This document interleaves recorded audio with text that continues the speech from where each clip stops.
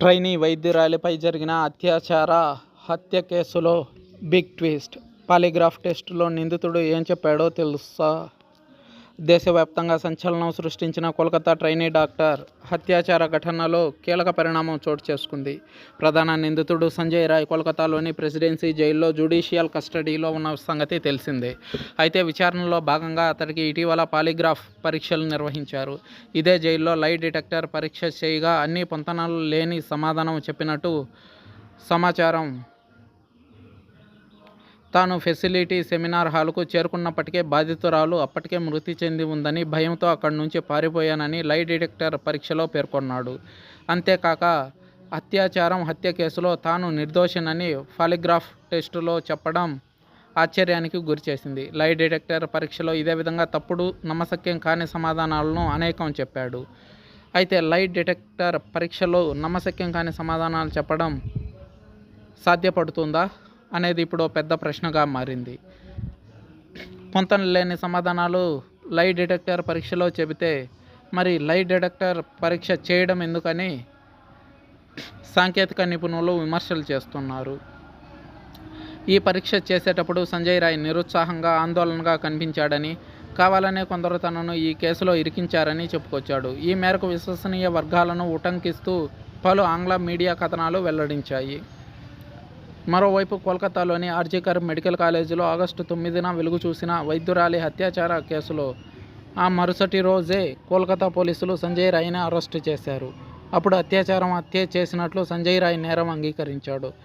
ఘటన సమయంలో ప్రతి నిమిషం చోటు చేసుకున్న పరిణామాలను పూసగుచ్చినట్లు వివరించాడని, అతడిలో పశ్చాత్తాపమే కనిపించలేదని కేసు దర్యాప్తులో పాల్గొన్న సిబిఐ అధికారులు చెప్పారు. అయితే తాజాగా తనను ఇరికించారని, నిర్దోషినని కన్నీటి పర్యంతం అవ్వడం పలు అనుమానాలకు దావిస్తుంది. పైగా గత శుక్రవారం సీల్దాలోని అదనపు చీఫ్ జ్యుడిషియల్ మెజిస్ట్రేట్ ఏసీజేఎం కోర్టు ముందు కూడా ఇవే మాటలు చెప్పాడు. అంతేకాకుండా తన నిర్దోషిత్వాన్ని నిరూపించుకోవడానికి లై డిటెక్ట్ పరీక్ష కూడా సమ్మతిస్తున్నట్లు తెలిపాడు. నిందితుడి సమ్మతి మేరకే లై డిటెక్టర్ పరీక్షను నిర్వహించారు. ప్రస్తుతం కేసును దర్యాప్తు చేస్తున్న సిబిఐ కోర్టు ఆదేశాలతో నిందితుడికి పాలిగ్రాఫ్ పరీక్ష నిర్వహించింది. ఈ సమయంలో సంజయ్ పరిశోధకులను తప్పుదారి పట్టించడానికి ప్రయత్నిస్తున్నాడని, నేరం జరిగినప్పుడు ఆసుపత్రిలోనే ఉన్న అతని ముఖానికి గాయాలు ఎలా తగిలాయో చెప్పమని అడిగినప్పుడు మాత్రం ఎలాంటి వివరణ ఇవ్వలేనని ఓ అధికారికి చెప్పారట.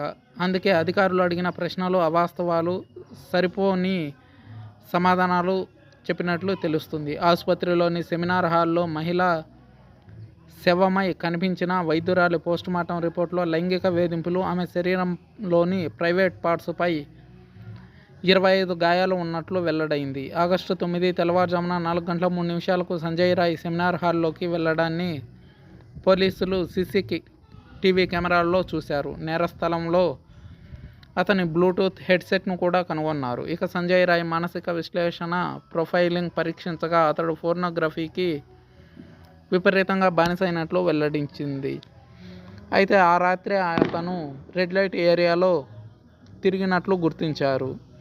అతడిలో జంతు ప్రవర్తన కూడా ఉందని అనుమానాలు వ్యక్తం చేశారు సాంకేతిక నిపుణులు.